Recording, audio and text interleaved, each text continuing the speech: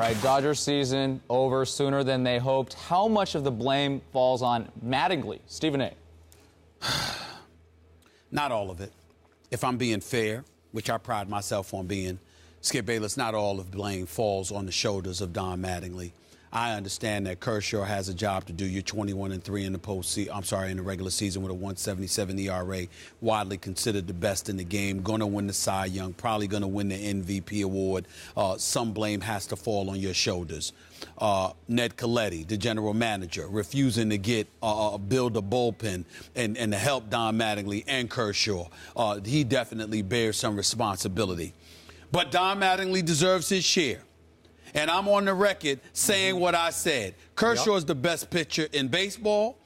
Kershaw, as far as I'm concerned, both games gave you a strong 6 innings, and it shouldn't take 4 consecutive singles in Game 1 on Friday. 2 consecutive singles, although, Gordon could have had one play, Ramirez could have had another. It shouldn't take all of that for you to see that maybe, just maybe, you might need to pull them. Now, if you're the Dodgers, you might make the argument that Don Mattingly had absolutely, positively no choice whatsoever because it's from Kershaw to Jansen, and that's basically it. And you really have no bullpen to speak of. But I'm going to put a lot of the onus in terms not of last night's game, but this series, the postseason woes on the Dodgers, primarily in Ned Colletti and Don Mattingly's hands, because I look at 2 guys, Ned Colletti, who doesn't give him the roster necessary to work with in terms of the bullpen, and Don Mattingly in terms of managing his clubhouse throughout the season. Yasiel Puig was benched last night. This is a guy that was put in as a pinch runner. I understand he struck out 7 times in 8 at-bats or whatever before he had the triple, and then he struck out again in Game 3. I get all of that. I totally understand it. But I'm looking at how you manage your bullpen. I'm looking at how you manage your staff, rather, how you manage your clubhouse. And I believe, like I said to you yesterday, Skip Bayless, that Don Mattingly is not the right man for this job. He didn't do an awful job. Clearly, yesterday, you see the way Kershaw was pitching. At one point in time, he threw 93 miles per hour. That's some heat. And the reality is that he didn't seem to be as fatigued as he appeared in Game 1 Friday. I will give you that.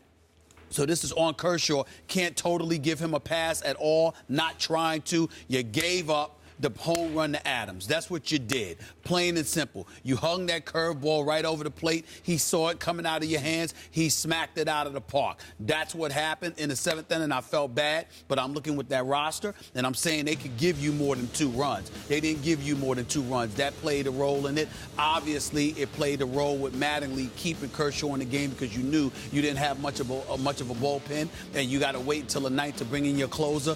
But I still hold Mattingly accountable because of how he managed this ball club, some of the issues that they have had, and Colletti more so than Kershaw. Kershaw blew it, but Kershaw essentially had 2 bad 7th innings in this series. That's what he had. Friday Game 1, I thought he was left in entirely too long. Last night, that wasn't the case. That's just totally on him. You got smacked because you threw the wrong pitch. But I still look at Mattingly and Colletti as being primarily responsible for the Dodgers' demise. Now, to your point, that if you had been Don Mattingly, you would have removed Clayton Kershaw after 6 innings. Not game 1, not necessarily last night. Oh, you wouldn't have not necessarily last night. Oh, I thought you would have moved. No, I'm not saying that because the way he was going last night, last night he gave up a home run. It wasn't fatigue that did him in. It was a bad pitch. All right. To those out there who are on Mattingly just for not pulling Kershaw before Matt Adams batted, that is the easiest, most wrong-headed baseball second guess I have ever heard.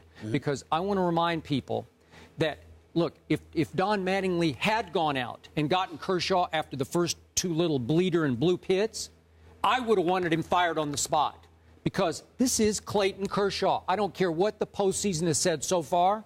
You brought up those numbers. When you're 21-3, 1.77, and you pitched as great a regular season as has ever been pitched, and your team is do or die, and you have little to no bullpen that you trust, except for Kenley Jansen, your closer. The only way I want you to go get Kershaw at that moment is if you're going to bring Kenley Jansen then.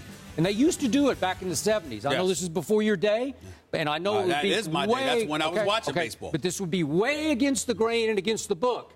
But if Don Mattingly had gone to get Kenley Jansen, who saved 44 or 49 games in the regular season, and he was pretty good. Yes, he was. If you want to go get him right there and bring him and say, get us 6 outs, get us the 7th and the 8th, and we'll just try to get it home in the 9th, I'm okay with that, as against the grain as that would be. But you cannot, in a do or die, go get this guy at this moment. Because I'm going to reiterate, 6 innings pitched without one ball really being hit hard, although Adams did hit a bullet that Hanley gloved and made a nice play on. Right. But the one hit through 6 innings was a ground ball single. He had struck out 9, including striking out the side in the bottom of the 6th.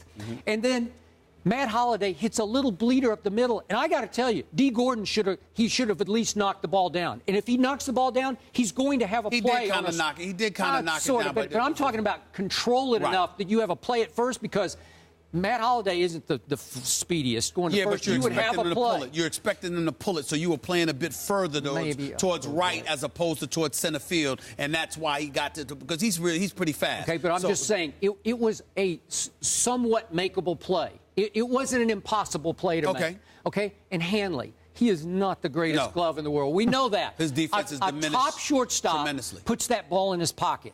He's off at the crack of the bat. He takes a little better angle, and Hanley almost got it in the webbing. It just ticked off the leather of his glove. Right. Okay, so are those balls crushed? No. Absolutely not. No. And he throws strike 1 to Matt Adams. Matt Adams hit 190 against left-handers during the regular season. Yes. And to me, in the whole lineup, I'm not sure you could give Clayton Kershaw a better matchup than Matt Adams, because some of the other left-handed hitters had been pretty good against left-handed pitching during the season.